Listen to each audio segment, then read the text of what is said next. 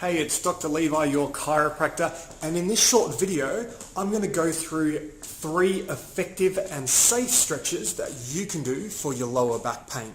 Before we get into that, let's cover some 2 main issues that we have with stretching and the lower back that are really important. Number 1 is the concept that flexibility or a lack of flexibility led to my back injury. All right, it's a really common thing I hear all the time. Patients say, "Oh, I injured my back. I think I just need to stretch more." All right. Unfortunately, while it makes sense on the surface, it doesn't really stack up when we think about the actual mechanisms of back injuries. Quite often, back injuries are done nowhere near our end range of motion. And by that I mean, it's not very often, it's very rare that people are injuring their back where they're in a full range of motion, all right? So you can imagine like a full range of motion is like trying to touch your toes, like doing a classic hamstring stretch, and then you're like trying to go beyond that or something like that, and you injure your back. Very rarely are people doing those types of injuries. A more common injury, sitting at your desk for prolonged periods of time. So excessive sitting, repetitive movements, repetitive lifting, trivial movements like tying up my shoelace, picking up a bar of soap, drying my feet in the shower, okay? Picking up a newspaper, bending and twisting, those types of things. Usually those injuries are not done at the end range of movement. They're within our normal ranges, all right? So it doesn't really make sense to say that stretching or enhancing your flexibility would have prevented that injury, all right? As I detailed more in depth in my core rant video down below, which you'll see, the core rant video, I talk more about control of the spine, all right? That is where all the literature is talking about. It has moved far away from flexibility and strength, and it is talking about control or coordination. The muscles of the spine, which are controlled by nerves, must be working in a coordinated and controlled fashion to keep your spine where it is supposed to be in your everyday activities.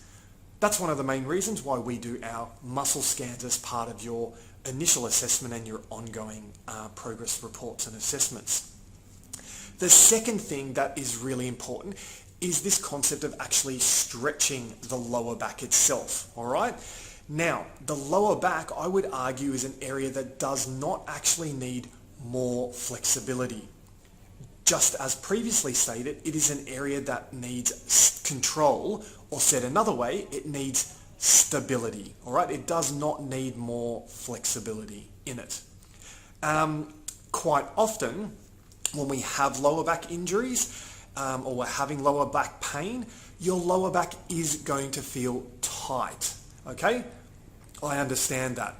I would argue that the tightness of the lower back in a case like that is not the cause of the problem, it is more the symptom of a problem.